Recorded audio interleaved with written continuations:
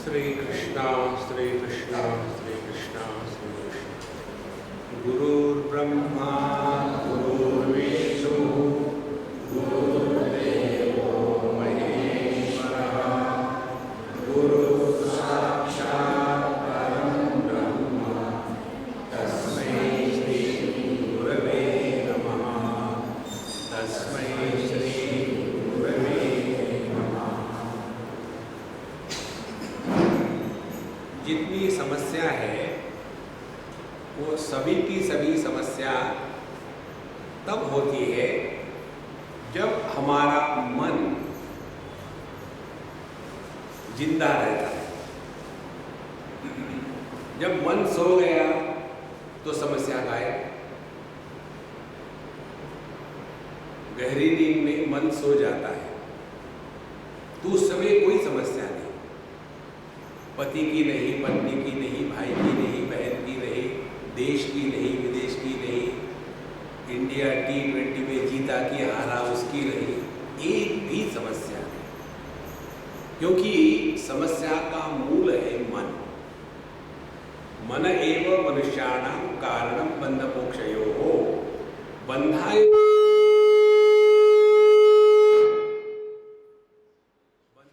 विषयासक्तं मुक्तये निर्विषयं स्मृतम्। आप उसके जरा बगल में बैठे रहो, वो आपका विरह सह नहीं रहा। तो मन जब विषयों के प्रति दौड़ता है तब वो बन जाता है बंधन का कारण।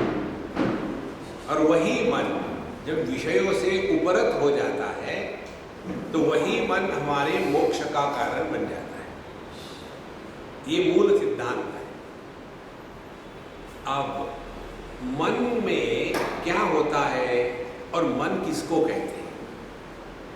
देखो, चिंता या चिंतन दोनों मन में ही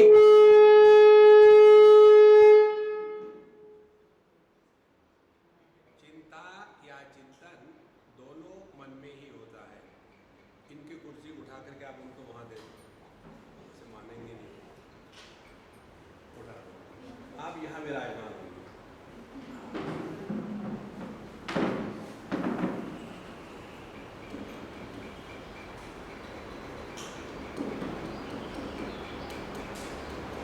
बिना इसके आपको सुनने को आता है क्या? हाँ, तो उसको हटा दो, बंद कर डालो। तो जब हमारा मन विषयों का चिंतन करेगा तो वही मन हमारे दुख का कारण बनता है। और वही मन जब इन विषयों से उपरत हो जाएगा तो उसी मन में आनंद प्रकट होता है। दो बातें हो गई। अब तीसरी महत्व की बात, इस फैन को भी ऑफ कर देना। यह मन नाम की वस्तु है क्या? जिस मन को लेकर के हम परेशान होते हैं, वो मन नाम की वस्तु क्या है? तो जब तक के इसका हम पूर्ण निर्णय नहीं लेंगे तब तक के चिंता करते रहेंगे। जब इसका निर्णय हो जाएगा तो चिंतन शुरू हो जाएगा। देखो, तो पहले चिंता का चिंतन करते हैं कि चिंता किसको कहते हैं। पहले तो हम परेशान रहते हैं दुनिया से, बीवी ऐसी है, पति ऐसा है, बच्चे ऐसे हैं, सास ऐसी है, बहू ऐसी है, गवर्नमेंट ऐसी है, चारों तरफ करप्शन है। क्या किया जाए? आपको मौका मिले तो आप भी हाथ मार लेना।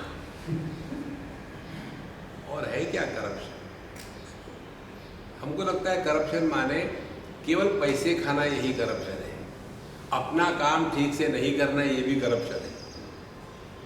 देखो, जो अपनी ड्यूटीज है वो पूरी नहीं करना, वो भी करप्शन है। करप्शन केवल पैसे खाने को नहीं कहते। तो पहले हमको इसको निपटना है। तो इसको निपटने के लिए हमारे शास्त्रों ने एक टेक्निक बताई है। और वो टेक्निक ये है कि जो जो व्यवहार में करने योग्य है उसको जीवन में नित्य निरंतर करना चाहिए। पति है तो पत्नी की बात सुननी चाहिए, पत्नी है तो पति की सेवा करनी चाहिए, माँ बाप है तो बच्चों की देखभाल करनी चाहिए, बच्चे हैं तो माँ बापों की देखभाल करनी चाहिए। तो ये जो व्यवहार है, इस व्यवहार को हम अपने कर्तव्य के दृष्टि से करेंगे तो यह व्यवहार बंधन का और बोझे का कारण नहीं बनेगा। और ये सब करने के पीछे सिद्धांत क्या है? सिद्धांत यही है कि हम जो भी कुछ करते हैं या करेंगे इसकी आवश्यकता दुनिया को नहीं है, इसकी आवश्यकता हमको है। जब कोई भी कर्म करते समय ये ध्यान रहे कि जो भी कुछ हम कर रहे हैं उसकी आवश्यकता हमको है, तब व्यक्ति के कर्म करने में नम्रता आ जाती है। और यदि ये लगे कि हम बड़े 30 मार्का है और लोगों का उद्धार कर रहे हैं तो हमारे कर्मों में नम्रता नहीं आएगी, नरमी नहीं आएगी, बल्कि गर्मी आ जाएगी। हम तो बड़े 30 मार्का है, देखो महाराज। और यदि जीवन में नम्रता आ गई तो फिर चिंता खत्म हो जाती है, और नम्रता नहीं आई तो चिंता प्रारंभ हो जाती है। कैसे चिंता प्रारंभ हो जाती है? हमने इतना किया लोगों के लिए, लेकिन क्या मिला? ये चिंता है। किसने कहा था करने के लिए? देखो यहाँ सभी आप लोग माँ बाप लोग हो, बच्चे नहीं, इसलिए मैं आपको बता रहा हूँ। बच्चों के सामने ये नहीं बताता। माँ बाप को बच्चों की आवश्यकता होती है कि बच्चों को माँ बाप की आवश्यकता होती है? चिंतन करो। बच्चों को माँ बाप की आवश्यकता नहीं होती, ये तो माँ बाप को बच्चों की आवश्यकता होती है। शादी हो गई, 1 साल निकल गया, 2 साल निकल गए, 3 साल निकल गए, बच्चा नहीं हुआ, तो फिर यहाँ से वहाँ से वहाँ दौड़ेंगे, और जब बच्चा हो जाएगा, हाँ भगवान की दया से बच्चा हो गया, निष्काम कर्मयोग हो गया। तो आवश्यकता किसकी थी? माँ बाप की थी ना। तो यदि हमने अपनी आवश्यकता को पूरा करने के लिए बच्चे पैदा किए हैं तो हम बच्चों की देखभाल करते हैं, किस पर उपकार थोड़ी कर रहे हैं। देखो, लेकिन हम एक ही समय में दोनों होते हैं। अपने बच्चों को लेकर के माँ बाप होते हैं और अपने माँ बापों को लेकर के बच्चे होते हैं। दुखी होने वाला कौन है? बच्चे दुखी नहीं होते, माँ बाप दुखी होते हैं। मैं बच्चा अपने माँ बाप का, अपने माँ बाप को लेकर के दुखी नहीं होता, लेकिन मैं अपने बच्चों का माता पिता, अपने बच्चों को लेकर के दुखी होता है ना। ये बात जब समझ में आती है ना, तब चिंता समाप्त हो जाती है और चिंतन शुरू हो जाता है। चिंता विचारों की वह प्रक्रिया है जिसके द्वारा हम अपने से दूर भटकते हैं, और चिंतन विचारों की वो प्रक्रिया है कि जिसके द्वारा हम अपने करीब पहुंच जाते हैं। तो दुनिया की चिंता होती है और आत्मचिंतन होता है, और इसीलिए इस चिंता के रोग से अपने को बचाने के लिए कर्मयोग का जो विधान हमारे शास्त्रों ने दिया है उसका अर्थ ठीक से समझ लें। उसको ठीक समझेंगे तो कर्म यह चिंता का विषय नहीं रहेगा, यह चिंतन की एक प्रक्रिया शुरू हो जाएगी। जब जैसे कैसे, सिंपल है, कोई कठिन नहीं है। हम सब में एक विशेषता है। क्या विशेषता है? हम अपने जीवन के सुख दुख को लेकर के अन्य को बदनाम करना चाहते हैं। मैं यदि बहू हूं तो मेरे दुख का कारण मेरी सास। और सिंपल टेक्निक है, चिंतन करने की आवश्यकता नहीं, अपने आप आ जाता है। मैं यदि पति हूं तो मेरे दुख का कारण पत्नी है। जब तक ये सोचेंगे तब तक के साधना क्या होगी?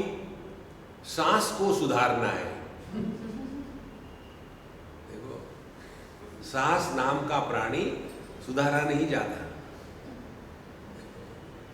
और यदि हम अपने पत्नी के कारण दुखी है ये कल्पना करेंगे तो फिर पत्नी को सुधारना है। जहां भगवान राम फेल हो गए, आप सुधरोगे? संभव नहीं। लेकिन पूरा जीवन इसी में लग जाता है कि मेरे दुख का कारण अन्य है, इसीलिए जब तक कि अन्य नहीं सुधरेंगे तब तक कि मैं ठीक नहीं होऊंगा। यही है चिंता। अब चिंतन क्या है? चिंतन ये है, मेरे दुख का कारण क्या असल में दुनिया है? क्या हमको गवर्नमेंट ने ये कहा है क्या कि आप आध्यात्मिक जीवन जीना बंद कर दो? नहीं कहा है। क्या कहीं हमको अपने रिश्तेदारों ने कहा है कि आप भगवान का नाम लेना छोड़ दो? जैसे हिरण्यकश्यपु ने कहा था प्रहलाद जी को, हमारे किसी ने कहा है हमको? लेकिन हम कहते हैं हमारा सुबह सुबह ध्यान नहीं लगता क्योंकि ये लोग बहुत गड़बड़ करते हैं। महाराज, गड़बड़ी बाहर नहीं है, सब अंदर है। इसीलिए चिंता से मुक्त होने के लिए सबसे पहली आवश्यकता है अन्य के प्रति रिएक्शन करना बंद कर दो। हमको अन्य को लेकर के कुछ भी विचार नहीं करना, जैसा है वैसा है, दैट्स इट। और उसके लिए कैसा जिए, कर्मयोग का सिद्धांत बताते हैं। सिद्धांत ये है, जिसके साथ जो भी व्यवहार करना है वो व्यवहार इसलिए करना है कि आवश्यकता अपनी है, दुनिया की नहीं। जब अपनी आवश्यकता से प्रेरित होकर के हम कर्म करेंगे तो व्यक्ति के जीवन में दुख नहीं आता। जैसे हम अपनी आवश्यकता के लिए खाना खाते हैं, आपने कहा इसलिए हम खाना खा लेते हैं, ऐसा जो कहते हैं ना वो दुखी होते हैं। जैसे हम दुखी होते हैं, हमको नॉर्मली खाना दूसरों के लिए खाना पड़ता है। एक बार हमारे बम्बई की बात है, किसी हमारे सिंधी मित्र ने हमको कहा स्वामी आप हमारे यहाँ आइए। हमने कहा देखो महात्मा जी, मैं आऊँगा, सुबह से लेकर के 12-1 बजे तक मैं 4 घरों में खा चुका हूँ, इसलिए तुम्हारे यहाँ आऊँगा, लेकिन खाऊँगा कुछ नहीं, आकर के बैठ कर के निकल जाऊँगा, पानी भी नहीं पीऊँगा। ठीक है? बोले ठीक है। सिंधी हो और बात माने कभी संभव ही नहीं है। तो हम वहाँ पहुँच गए। पहुँचने के पश्चात उन्होंने बिल्कुल बाकायदा बहुत सारा खाना बिल्कुल वहाँ रखा था। सिंधी दिल के बड़े होते हैं, छोटे नहीं होते, इसलिए बहुत सारा खाना बना के रखा। इसलिए कि उनको मालूम था मैं खाने वाला हूँ नहीं, खाने वाला मालूम होता तो नहीं बना। नारायण। अच्छा महाराज, हम गए वहाँ, स्वामी जी कुछ खाइए। हमने कहा देखो प्रभु, हमने आपको कहा था हम खाएंगे नहीं, 4 बार खा चुके, मर जाएंगे यदि खाएंगे। बोले कोई बात नहीं। तो जो हम कार्य करते हैं वो प्रसन्न होकर के करते हैं या जबरदस्ती से करते हैं। तो कर्मयोग का तात्पर्य चिंता से चिंतन में कन्वर्ट करना है। चिंता यही है, मैंने इतना किया, मैंने उतना किया। देखो कई माताओं का ये हमेशा डायलॉग मैं सुन सुन के मेरे कान दुख जाते हैं। स्वामी जी, बच्चे को मैंने 9 महीने पेट में पाला था इसी दिन के लिए। पीठ पे पालती, फिर पीठ पे पाला है। ये चिंता करना छोड़ो महाराज। माँ बाप के जीवन की परिपूर्णता तब होती है जब बच्चा छोटा है, उसको बड़ा कर रहे हैं। जिस दिन आपका बच्चा आपका जूता पहन करके आपको बिना बताए चला जाएगा, उस दिन के बाद बच्चे के साथ बच्चे जैसा व्यवहार नहीं करना है, केवल दोस्त के जैसा व्यवहार करना है। लेकिन हम लोग, हिंदुस्तानी लोग, स्वामी जी मेरे बच्चे मेरी बात मानते नहीं। एक बुढ़ा अम्मा ने मेरे को कहा था, हमने कहा बुलाओ उनको, मैं डांटता हूँ। पहले को बुलाया, पहला बच्चा आया, रिटायर्ड ब्रिगेडियर। अब इसको मैं क्या सिखाऊं? वो मुझे ऑर्डर देगा, बाएं से तेज चल। तो जब ये बात समझ में आती है ना, तो आदमी चिंता नहीं करता, बिल्कुल चिंता मत कर। तो जो भी कुछ हम कर रहे हैं जगत में, अपनी आवश्यकता है और एक लाइन खींचनी है, यहां तक जाना है, इसके आगे नहीं जाना। ये जो माँ बाप होते हैं अपने बच्चों के जीवन में ज्यादा ही दखल लेते हैं, कोई आवश्यकता नहीं दखल लेने की। इतनी दखल लेते हैं कि फिर उनको कहना पड़ता है। मैं इसके एक दो उदाहरण देता हूं, कैसे हम चिंता करने के कारण अपना जीवन बर्बाद करते हैं।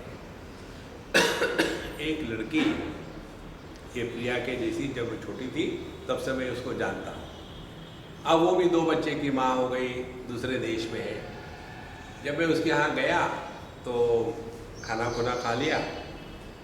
उसके पश्चात फिर उसने मुझे कहा, स्वामी जी मुझे आपसे बात करनी है। She was carrying for the second time. हमने कहा ठीक है। बोले स्वामी जी घर में नहीं, बाहर जाके बात करें। बाहर चलो। हम घूमने गए एक बगीचे में, और उसका 8वां महीना चल रहा था। धीरे धीरे, चलो यहाँ मत कर देना, मुझे परेशानी हो जाए। हम धीरे धीरे जा रहे थे और उसने मेरा हाथ पकड़ा और फिर फुट फुट के रोने लगे। क्या हो गया रोने को बाबा? बोले स्वामी जी मैंने आज मेरी मम्मी को कह दिया मेरे घर से निकल जाओ, और वो रोने लग गई, मैं भी रोने लग गई। मैं नहीं रोऊंगा तुम्हारे साथ। तो बोले क्या करूं? हमने कहा रोना बंद करो। तो बोले मालूम है मैंने क्यों कहा? मैंने मुझे आप जानने की आवश्यकता नहीं, रो मत, खत्म करो। बोले नहीं मैं बताती हूँ। फिर उसने शुरू कर दिया। बोले मेरे डिलीवरी के लिए वो आई है, पिछले 3 महीने से एक ही रिकॉर्ड चल रही है। वो रिकॉर्ड क्या है? मेरे भाई की पत्नी कैसी खराब है, दूसरा कोई विषय ही नहीं। मैं इतनी तंग आ गई कि मैंने कहा कि मम्मी तुम मेरी डिलीवरी करने के लिए आए हो या अबॉर्जन करने के लिए आए हो?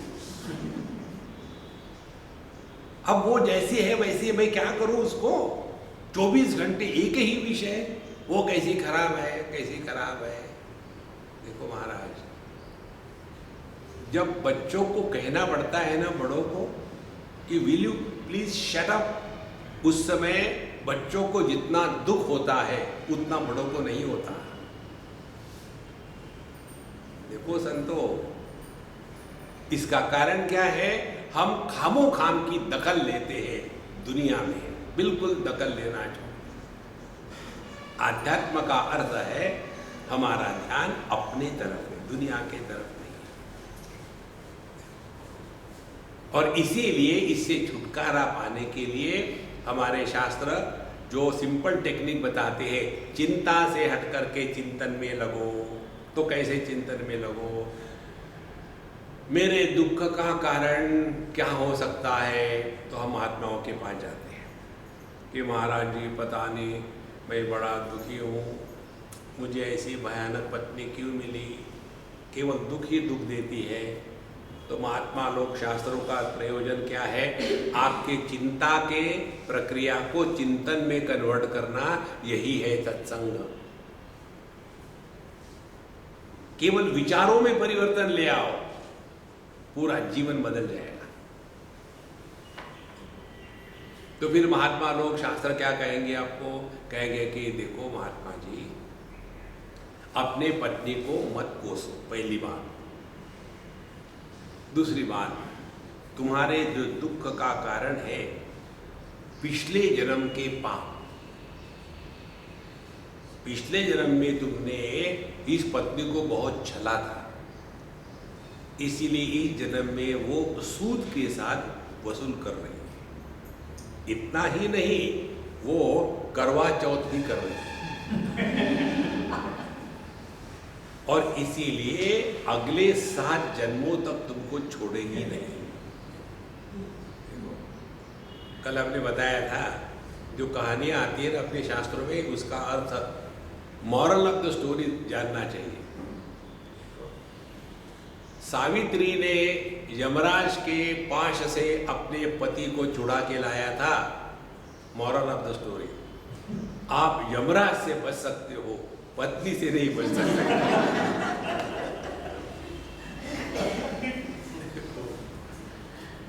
इसलिए इसकी चिंता करने की कोई बात नहीं। कोई भी पति नाम का प्राणी सुखी नहीं होता, क्योंकि पति यह एक कॉमन नाउन है, is not a proper noun. तो इस विचारधारा में क्या हो गया, जो हम चिंता करते थे ना कि पत्नी के कारण मैं दुखी हूँ, ये चिंता से हट गए और फिर चिंतन करने लग गए। अच्छा, मैंने पिछले जन्म में इसको कष्ट दिए थे, इसीलिए मुझे इस जन्म में दुख मिल रहे हैं। तो अब क्या करें? तो अब यही करना है कि हमको अब अपने विचारों को बदलना है। कैसे विचारों को बदलना है? पहला विचार बदलना है, हमको अब इस पत्नी के साथ ऐसा रहना है ताकि अगले जन्म में ये परेशान ना करें। अब दोनों को इकट्ठा कर लो। पहला, उसको कोसना बंद करेंगे। दूसरा, उसके साथ व्यवहार ठीक होगा। दोनों का तात्पर्य, आप चिंता करना छोड़ दोगे। अब देखो कैसा है, उदाहरण से आपको बता दें। एक बार हमको कहीं एक सज्जन मिले किसी एयरपोर्ट पर, और मिलने के बाद हमको कहते हैं, स्वामी जी आप यहाँ कैसे हैं? हमने कहा गलती से। तो कोई प्रश्न होता है ऐसा, पूछ लिया आप कैसे हैं? बोले मैं तो आपका फैन हूँ। हमें कहा घूमते रहो, खड़े क्यों हो? फैन हो, झूठ बोल रहे हो। फैन हो तो घूमते, फ्यूज हो क्या? बोले, फिर उन्होंने कहा मुझे, आप इतने दुनिया में घूमते हो, गीता पर सब पर प्रवचन करते हो, लेकिन दुनिया बदलती नहीं, तो आपको दुख नहीं होता? जिसको दुख होता है वो चिंता करता है, जिसको जो चिंतन करता है उसको दुख नहीं होता। तो हमने कहा देखो, दुखी होने के लिए मैं बेवकूफ थोड़ी हूं। जो बेवकूफ होती है वो दुखी होते हैं। इसका मतलब है स्वामी जी हम बेवकूफ है? नहीं, हम दुखी हो तो हमने उनको कहा कि देखो सिंपल बात है, हम यदि दुखी हो गए तो हमने प्रवचन देने के पहले ये कल्पना करी होगी कि हमारे प्रवचन से दुनिया सुधरेगी। जब भगवान की भगवद गीता के कारण हम नहीं सुधरे, तो हमारे प्रवचन के कारण दुनिया सुधरेगी? तो जो चिंता करेगा वो दुखी होगा। देखो, तो फिर हमने कहा देखो हमारा विषय चिंतन करने का है। कैसा चिंतन? दुनिया सुधरती नहीं तो बहुत अच्छा है, जितना इनका दुख बढ़ेगा उतना हमारा मार्केट तगड़ा रहेगा। डॉक्टर के पास कौन जाता है? हेल्दी आदमी, बीमार जाते हैं। इसी प्रकार से बाबा जी के पास आने वाले किसी ना किसी प्रकार के मारे होते हैं, और फिर वो तो हमारे कस्टमर है। कस्टमर माने कष्ट से मरने वाले।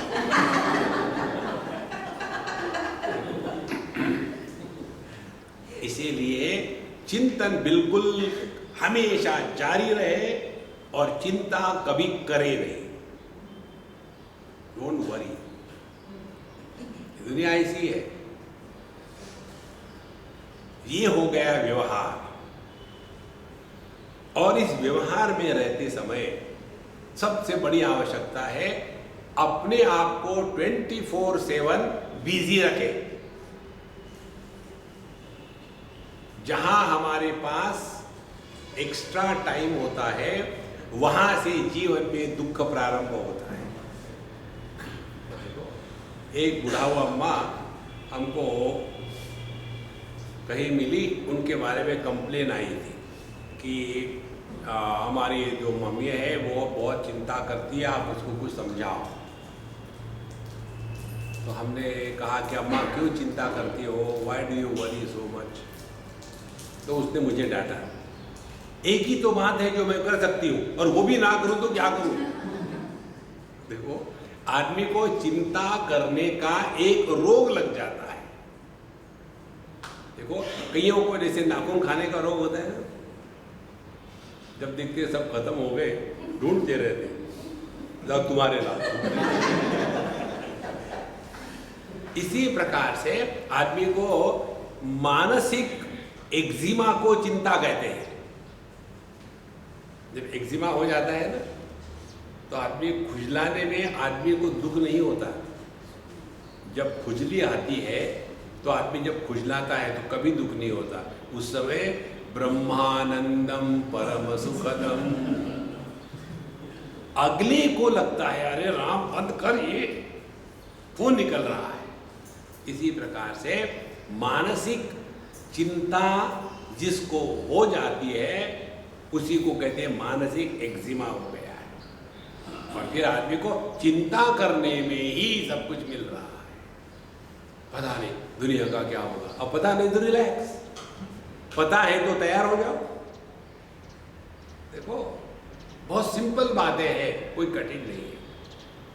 तो जहां हमने इसका फर्क समझ लिया, चिंता वो है जो हमको अपने विचारों में उलझाती है, चिंतन वो है जो हमको अपने विचारों से सुलझाता है। अब देखो, हम दुखी होते हैं अपने ही विचारों से, अन्य के विचारों से दुखी नहीं होते, क्योंकि वो चिंता है, पता नहीं आगे जाके क्या होगा। एक बार की बात है, हम जा रहे थे कहीं, तो चेक इन कर लिया और बाहर आ गए चाय पीने के लिए हमारे दोस्त के साथ। उसने कहा स्वामी जी इतनी जल्दी कैसे बाहर आए। हमने कहा कोई था ही नहीं ज़्यादा लोग बैठने वाले हवाई जहाज़ में, शायद किसी कारण से कैंसिल हो गया होगा, टेररिज्म का कुछ आया था इसलिए। तो बोले फिर आपने, हम नहीं कैंसिल करेंगे। बोले समझो कुछ हो गया तो चिंता सुनो। हमने कहा होने दो ना,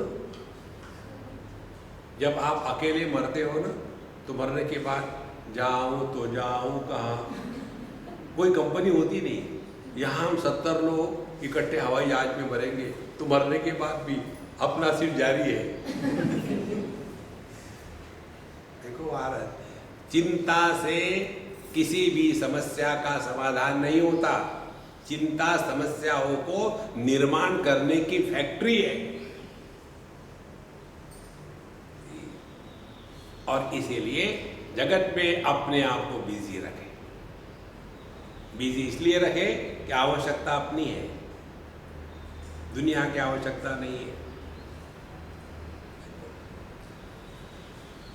और जब ये बात हृदय में उतरेगी, तुरंत आप पकड़ लोगे मैं चिंता कर रहा हूं या चिंतन कर रहा हूं।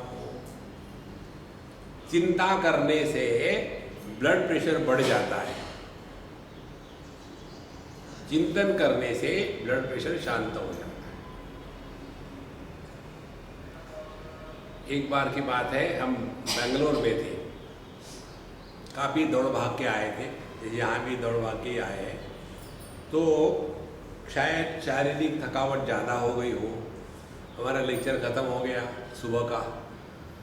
हमने हमारे दोस्त को कहा भाई तुम्हारे घर में वो ब्लड प्रेशर की मशीन है क्या? बोले हाँ है। चलो देखते हैं। बोले क्यों ब्लड प्रेशर देखना है? हमने कहा मुझे मालूम नहीं, मैं ये कार्य कारण के चक्कर में नहीं पड़ता, दिमाग में विचार आया तो देख लो। गए, देखा, एकदम जबरदस्त ब्लड प्रेशर था, 180 140।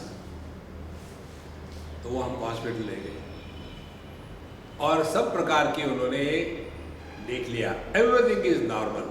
बोले Swami ji, once blood pressure always blood pressure, आप ये गोलियां खाओ। तो उन्होंने गोलियां दी, जैसे आप हमारी बात मानते नहीं, हमने उनकी बात मानी नहीं।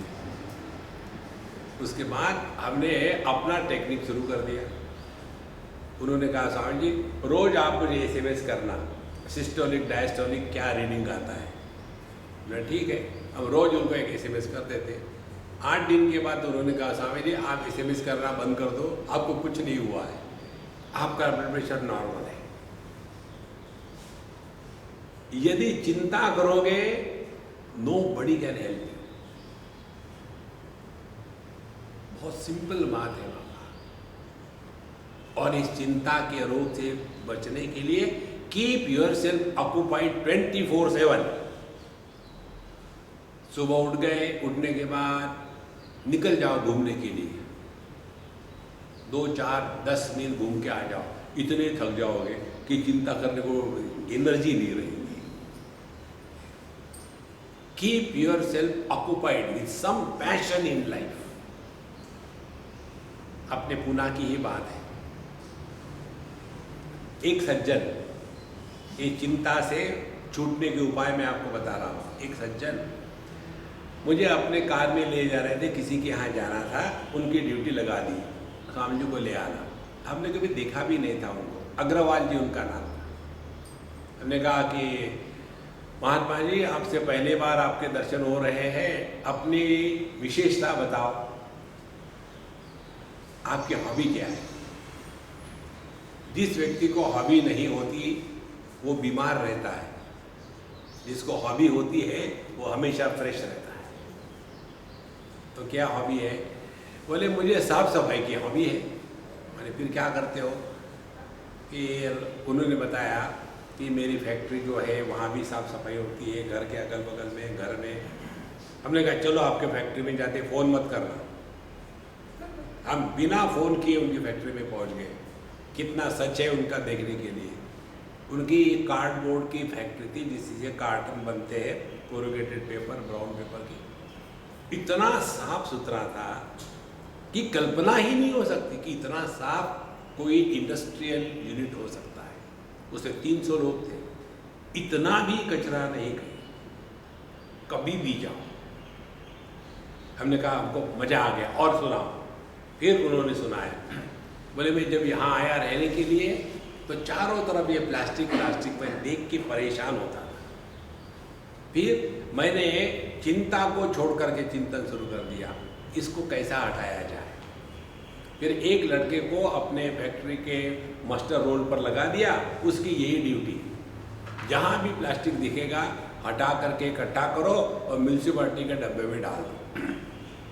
8 दिन के अंदर में चारों तरफ का एरिया एकदम साफ सुथरा दिख पड़ता है तुरंत। तो जब ये बच्चा उठा रहा था तो लोगों ने पूछा मॉर्निंग वॉकर ने, भाई तुम कौन हो? म्यूनसिपैलिटी के हो गया? बोले नहीं म्यूनसिपैलिटी का नहीं, मैं बाबू जी का हूँ। फिर वो इनको मिलने के लिए आए। देखो, you have to have passion to live life. ऐसे नहीं कि अब जी के क्या करेंगे। ऐसे जो निकम्मे रहते हैं वो चिंता करते हैं। Have something to look forward to in life.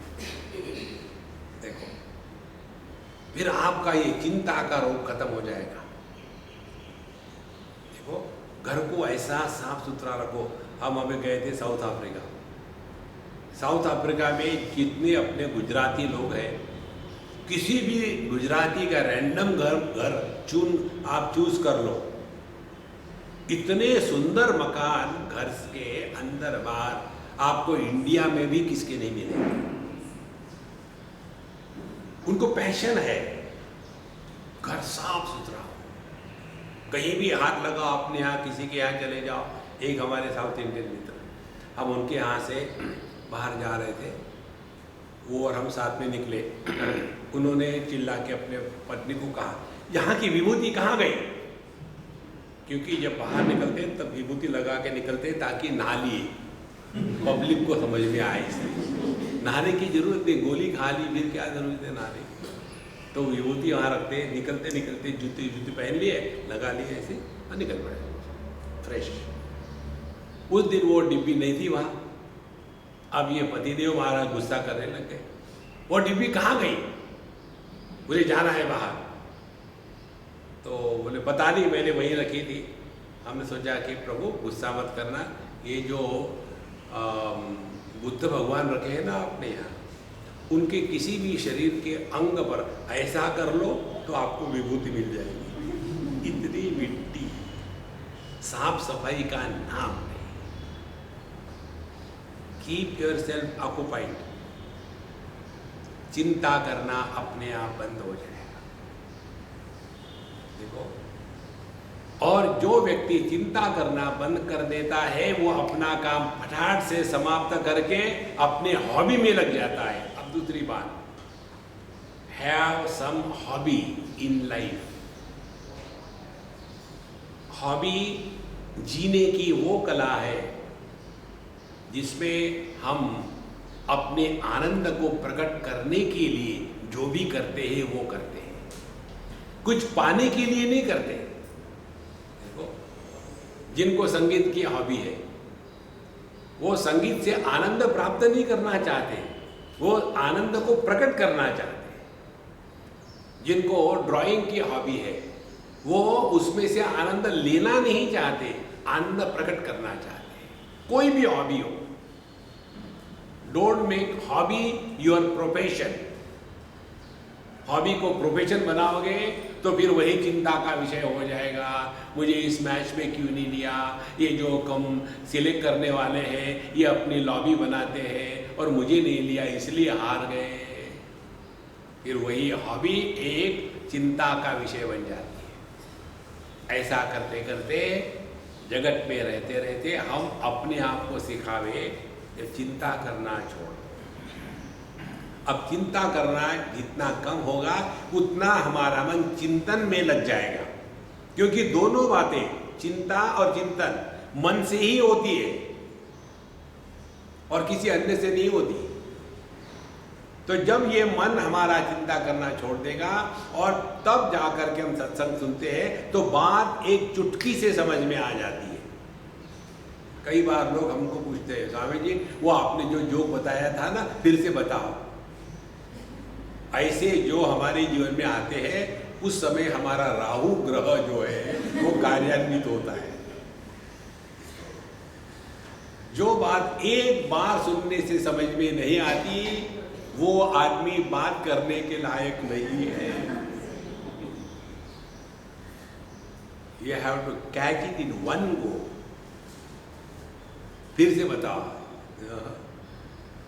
भगवान श्री कृष्ण ने अर्जुन को भगवद गीता पूरी बताने के पश्चात सब कुछ हो गया, युद्ध हो गया, और एक बार भगवान और अर्जुन मूंगफली खा रहे थे तो उस समय अर्जुन कहता है भगवान को कि भगवान आपने जो गीता में बताया था मुझे कुछ स्मरण नहीं है, आप फिर से रिपीट करोगे?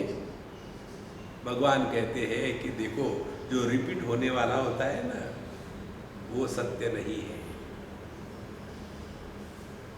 Truth cannot be repeated because it is not finite, it is infinite. Words can be repeated, silence cannot be repeated. Forms can be repeated, the formless cannot be repeated. See? Blurbs can be repeated, truth cannot be repeated.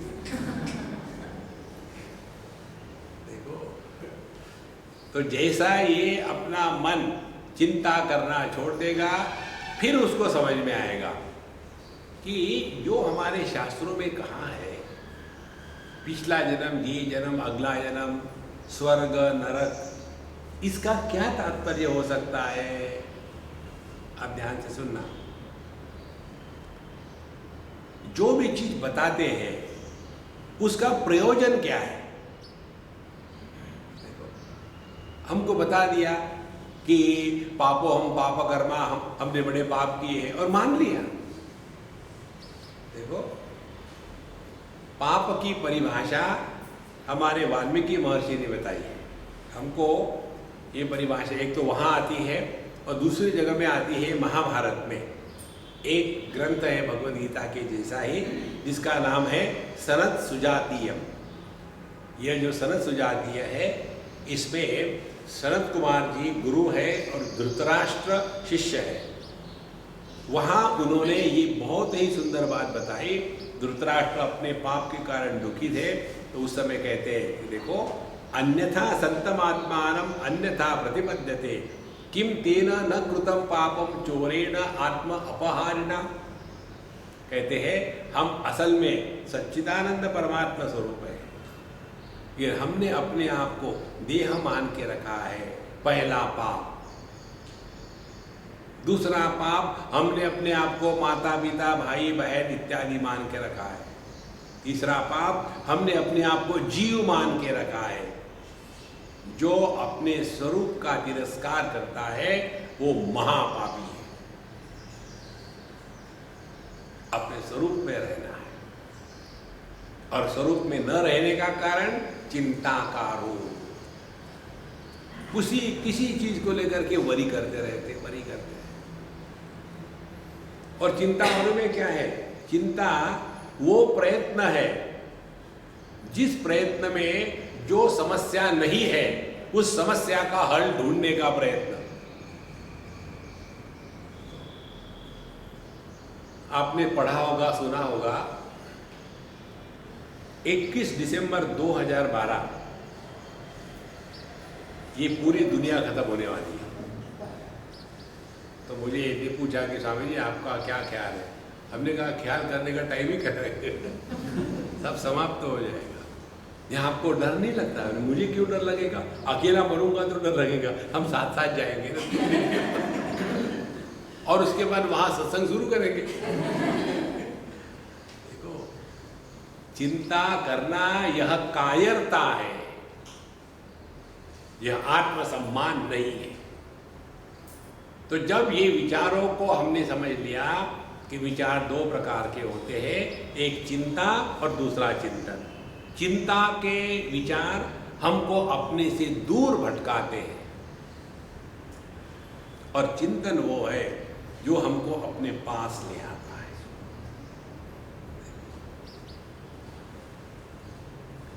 तो ये चिंतन कैसा होगा? ध्यान से सुनना। जब हमको बताते हैं कि हमने हमारे पिछले जन्म के पाप पुण्य के कारण इस जन्म में सुख दुख मिल रहे हैं। अब यहाँ एक सूक्ष्म विचार बताते हैं, ध्यान से सुनना। कर्म का फल केवल दो ही प्रकार से आता है जीवन में, तीसरा नहीं। पुण्य कर्म का फल सुख है और पाप कर्म का फल दुख है। कोई बिजनेस में प्रगति करता है, कोई किसी को अच्छा पैसा मिलता है, किसी को अच्छी बीवी मिलती है। एक उदाहरण है, कई बातें उदाहरणों से ही समझाई जा सकती हैं। तो जीवन में सुख दुख अपने कर्मों का फल है, लेकिन जीवन में जो सक्सेस है या फेल्यूर है, ये हमारे कर्मों का फल नहीं है, ये अपने पुरुषार्थ का फल है। पुरुषार्थ करो। पता नहीं महाराज जी हम जो भी करते हैं हमेशा फेल होते हैं, तो क्या करें?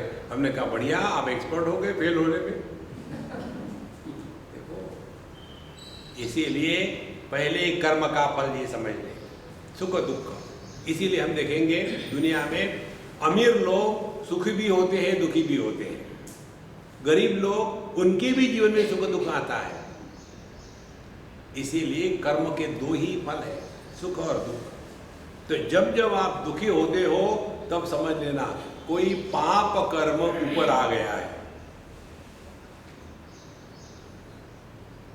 एक बार एक सज्जन हमको मिलने आए, स्वामी जी मुझे आपसे कुछ पूछना है। हमने कहा दूर खड़े रहो, नज़दीक मत आना। तो बोले क्यों? हमने कहा तुम अपना प्रश्न पूछो, प्रश्न मत पूछो फालतू के। नहीं, पहले मुझे आप ये बताइए कि आपने मुझे दूर रहने को क्यों कहा? हमने कहा देखो मैं वेजिटेरियन हूँ, फिश की स्मेल मुझे अनकंफर्टेबल फील करती है और आप अभी अभी फिश मार्केट से आए हो, आपको कैसे पता चला? हमने कहा आपके देह से सुगंध आ रही है, इससे पता चला। तो जैसे फिश मार्केट से आने वाला आदमी सुगंध साथ लाता है, इसी प्रकार से फिश इस जन्म को प्राप्त होने के पहले जो नरक से आता है वो दुखी रहता है हमेशा। अब इसको लेकर के ये मत जाना घर जा करके सास को कहना सास जी आपका पिछला पता चल गया।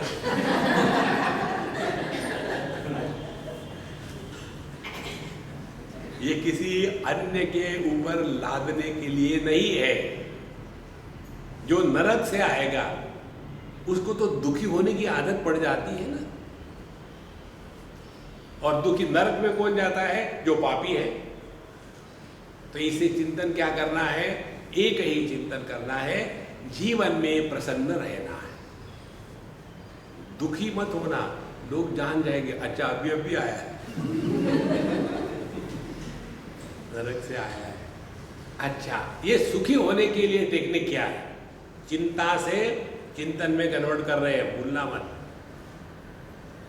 भगवद गीता कहती है प्रसादे सर्वदुखानां हानिरस्योपजायते प्रसन्न चेतसो याशु बुद्धि परि अवतिष्ठते। टेक्निक ये है, इसको कहते हैं प्रसाद बुद्धि। प्रसाद बुद्धि माने क्या? जैसे हम लोग भगवान का प्रसाद जब ग्रहण करते हैं तब हमारा विचार कैसे होता है? हमारा विचार होता है कि भगवान का प्रसाद मिल गया, हम बड़े भाग्यवान हैं, प्रसाद मिल गया है, उसको स्वीकार करना है, प्रसाद मिल गया है, दूसरे के साथ कंपैरिजन नहीं करनी है, प्रसाद मिल गया है, इसको इम्प्रूव नहीं करना है, प्रसाद के साथ थोड़ा अचार दे देते हैं हलवा के साथ तो मज़ा आ जाता नहीं। प्रसाद जैसा मिला उसी को लेकर के हम प्रसन्न हो जाते हैं। यही बुद्धि को दुनिया में लगाओ। जो भी कुछ अपने जीवन में आ रहा है वो हमारे उद्धार के लिए ही है।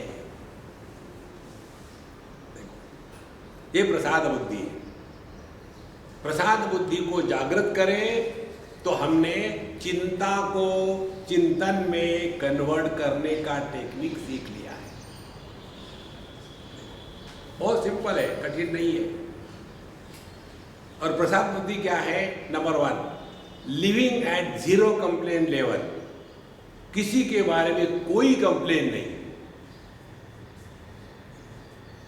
जब आदमी कंप्लेन करता है तो वो ये कल्पना कर लेता है दुनिया पर मेरा अधिकार है। ध्यान से सुनना। दूसरा टेक्निक, पहला कंप्लेन करना बंद।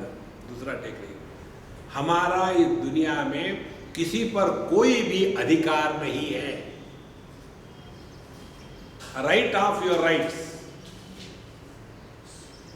हमारा दुनिया में किसी पर कोई अधिकार नहीं। आपका मन सहज शांत रहेगा। अन्यथा हर चीज को लेकर के गुस्सा, एक्सपेक्टेशन, चिड़चिड़ करना, ये कोई साधक का लक्षण नहीं। अच्छा, अब ऐसा मन जब शांत रहेगा तब इसी सिद्धांत से हम नया पहलू ढूंढ के निकालेंगे।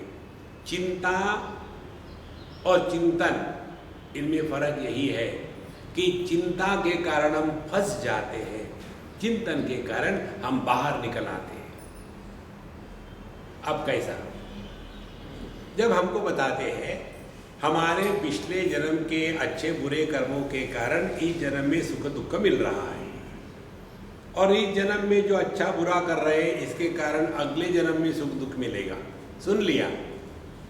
यदि आप चिंतन करने वाले हो तो आपकी समझ भिन्न होगी, और यदि चिंता करने वाले हो तो आपकी समझ भिन्न होगी। पहले चिंता करने वाले की समझ। महाराज जी मुझे पिछले 2-4 महीने से बड़ा डर लग रहा है, मेरे मरने के बारे में चिंता हो रही। तो हमने उनको बताया, बाबू जी कोई फिक्र मत करना, मैं गारंटी देता हूँ आप डेफिनेटली मरोगे। चिंता से चिंतन हो गया। अब तुम्हारी जो परेशानी थी मरने के बारे में, मरूँ कि नहीं मरूँगा, गारंटी से मरोगे। नहीं नहीं नहीं नहीं, नहीं वो नहीं, मेरी चिंता ये है, वरी ये है, मेरे मरने के बाद मेरी बीवी, मेरे बच्चे, मेरी प्रॉपर्टी, मेरा बिजनेस, इसका क्या होगा। हमने उनको कहा उनको जाके पूछो, तो वो आपको उत्तर देंगे। क्या उत्तर देंगे? बाबूजी जाओ ना, वेट कर रहे हैं। आपकी समस्या का हल हो जाएगा। हमको लगता है हमारे सिवा ये दुनिया नहीं चलती। चिंतन करने वाला इस गलत विचारधारा में नहीं रहता। We are most unwanted furniture in this world.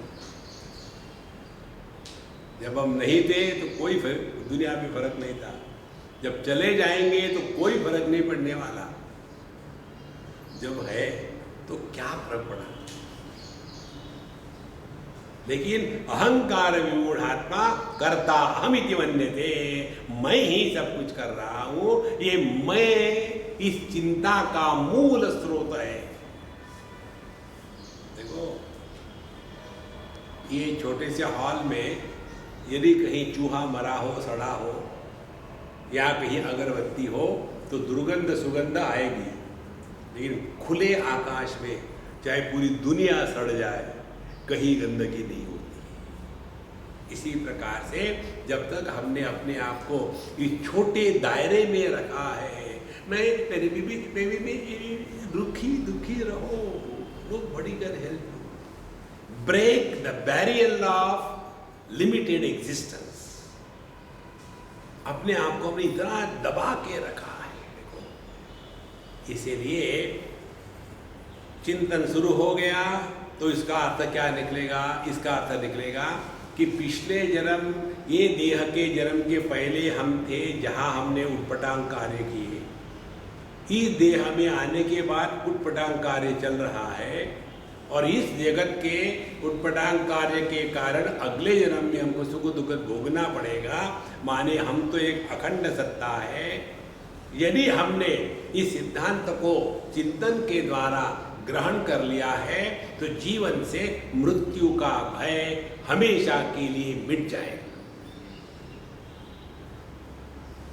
देखो महाराज, मनुष्य मृत्यु के कारण दुखी नहीं होता।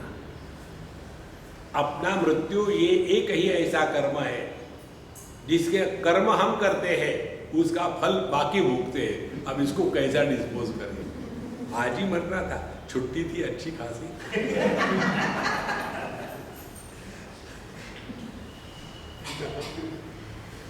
और ये इतना हम लोगों के दिमाग में घुस गया है।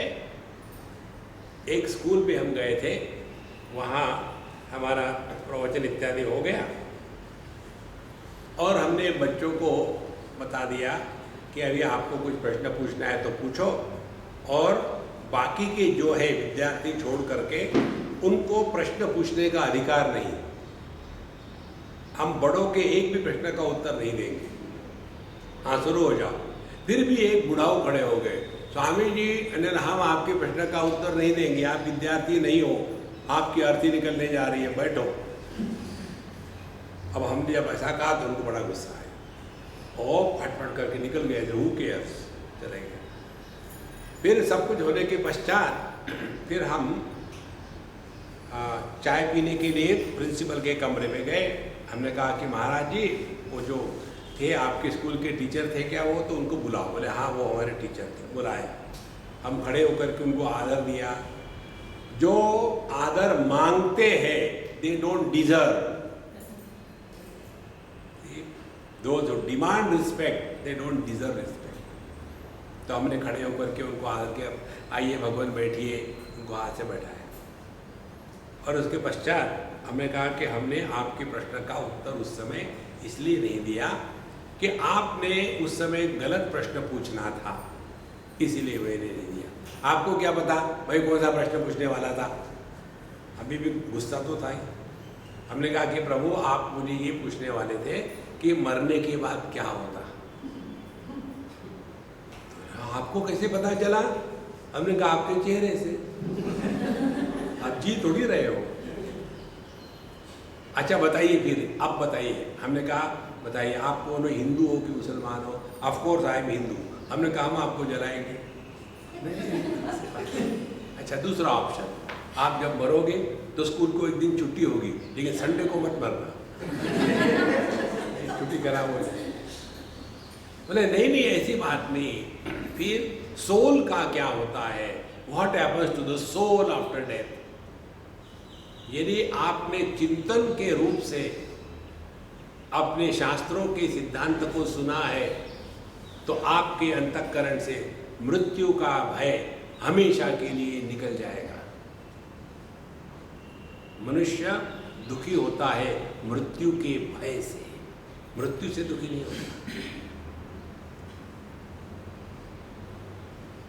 देखो किसी की भी मृत्यु की खबर सुनने के बाद यदि हमको अपने मृत्यु की कल्पना होने लग गई तो हमने आज तक सत्संग नाम की चीज करी ही नहीं।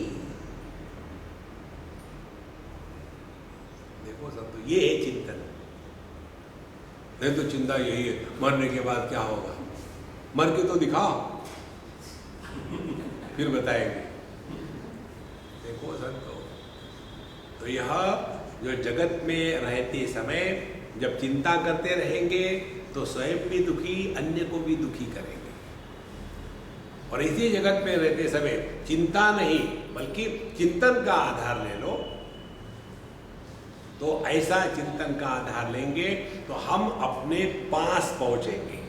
ध्यान से सुनना, हम जितने अपने स्वरूप के पास होते हैं उतने ज्यादा प्रसन्न होते हैं, जितना अपने से दूर भटकते हैं उतना ज्यादा दुखी होते हैं।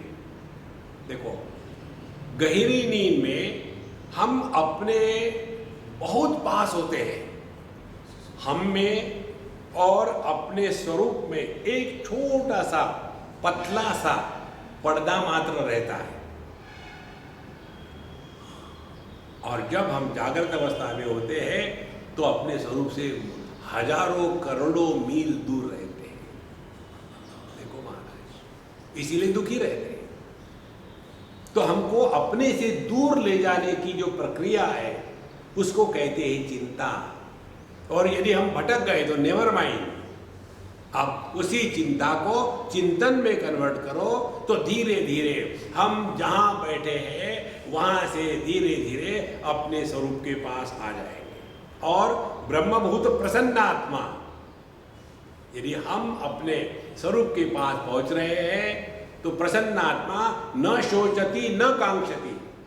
देखो फिर उसके जीवन से ये चिंता हमेशा के लिए मिट जाती है। देखो संतो, और जब चिंता मिट जाती है और जब चिंतन शुरू हो जाता है तब आप देखेंगे प्रतिबोध विदितम मतम, अपने जीवन का प्रत्येक अनुभव ध्यान की प्रक्रिया है। प्रत्येक अनुभव, और वो अनुभव क्या करता है, हमको सिखाता है। जो व्यक्ति अपने अनुभूतियों से नहीं सीख सकता उसको भगवान भी नहीं सिखा सकते। देखो इसीलिए चिंतन करने वाला व्यक्ति नित्य निरंतर अपने हृदय में स्थित भगवान के प्रति समर्पित रहता है, क्योंकि वो सीख रहा है। और जो चिंता करने वाला व्यक्ति है वो आर्ग्यूमेंट करता है। लेकिन हमारे शास्त्रों में तो बताया है ना कि पिछले जन्म के पाप के कारण वो मरने के बाद दूसरे वहां जन्म ले लिया, तीसरे वहां जन्म ले लिया, उसका क्या? भटको, आप भी भटको। देखो जब कहते हैं जीव हो अब जीव की परिभाषा तो बताओ, जीव किसको कहते हैं? जैसे इंडियन की परिभाषा क्या है? जिसके लिए हर समय चाय का समय होता है वो इंडियन है। जो किसी अन्य के कार्य में कुशल होता है, अपने कार्य में नहीं, वो इंडियन है।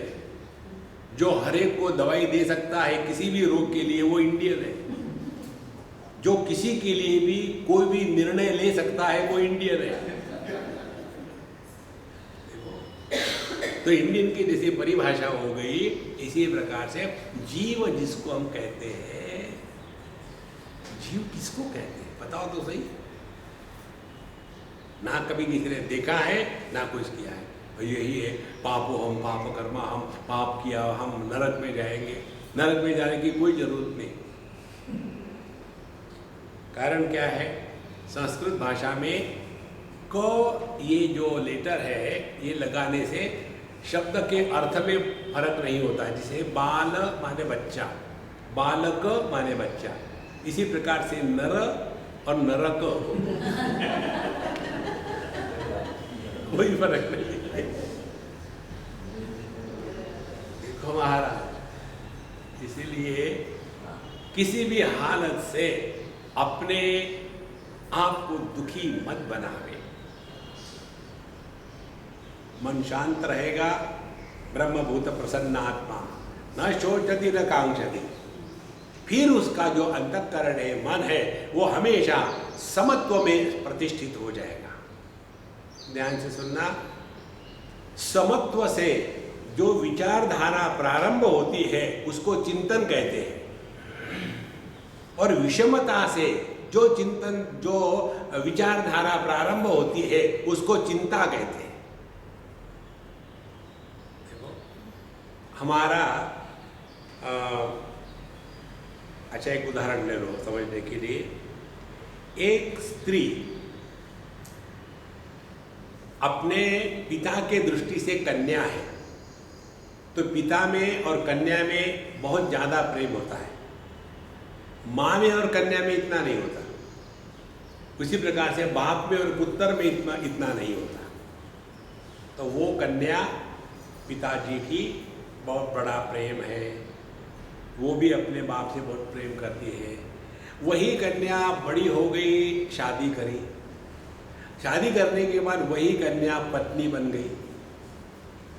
अब वो पत्नी पति के लिए क्या है, अपने अपने अनुभव ढूंढो, क्योंकि मुझे वो अनुभव नहीं है। उसके पश्चात वही स्त्री जब अपने बेटे की माँ बनती है तो सबसे बढ़िया होती है। अब वही स्त्री जब अपने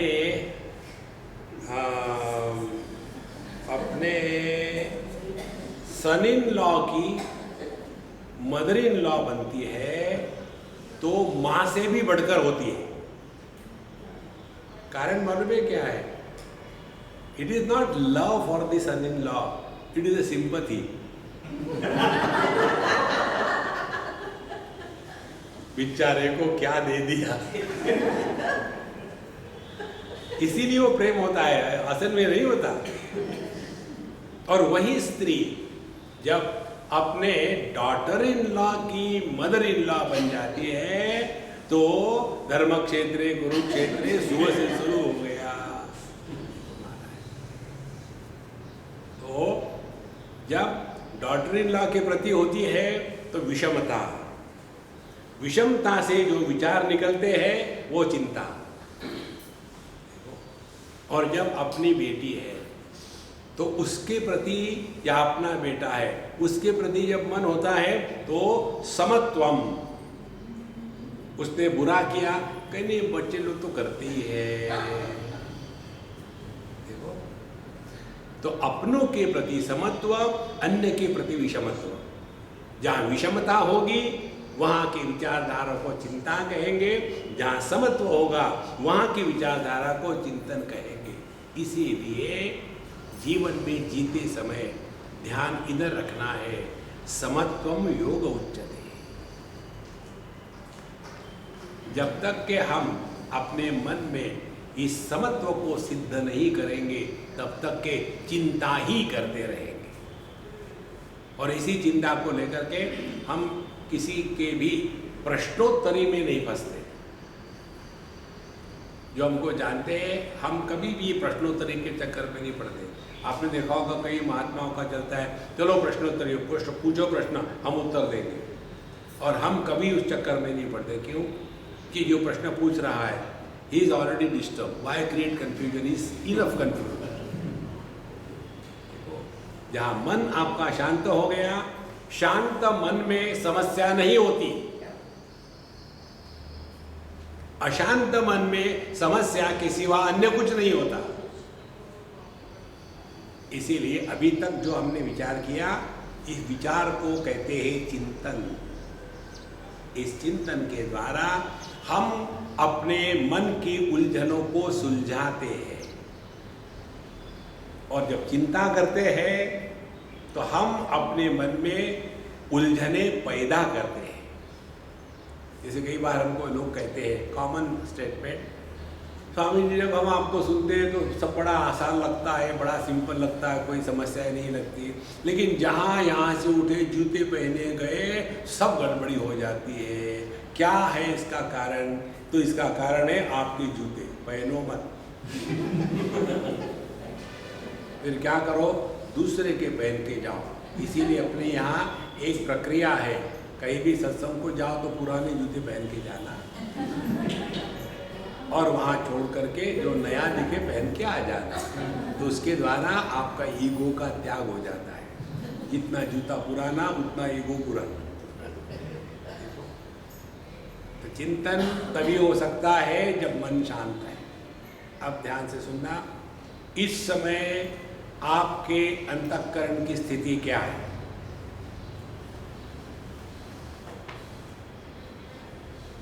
हमने कर्म योग नहीं किया, अष्टांग योग नहीं किया, भक्ति योग नहीं किया, ज्ञान योग नहीं किया, केवल अपने विचारों को करने की प्रक्रिया को समझा मात्र है, और कुछ नहीं। इसलिए सबसे बड़ी साधना यही है, चिंता करना छोड़ दो और चिंतन में लगे रहो। और चिंतन वो है जिसके द्वारा हम अपने ही द्वारा किए गए विचारों की जो उलझने हैं, उन उलझनों से हट करके हम अपने स्वरूप के पास पहुंचते हैं।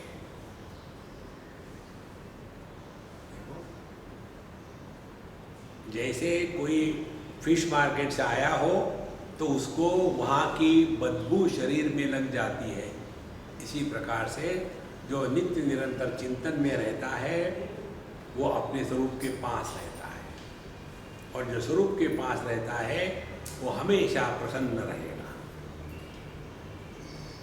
प्रसन्न का तात्पर्य ये नहीं खामो खाम है, वो लाफिंग क्लब वाले हैं। पता नहीं यहाँ कोई होंगे तो,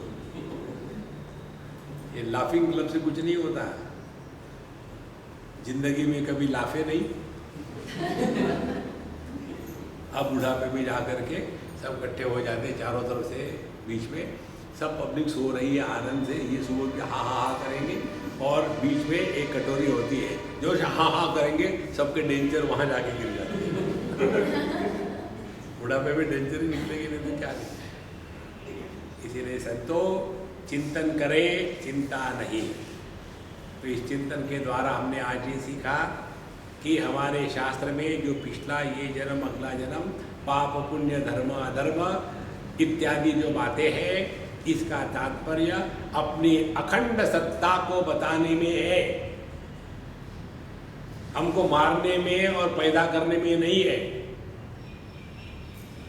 इसको आप एक बार स्वीकार कर लो तो आपने बहुत बड़ी छलांग लगा ली जीवन में। नहीं तो जिंदगी भर यही कहेंगे कि महाराज जी कब रियलाइजेशन होगा, क्या करो रियलाइज होकर के।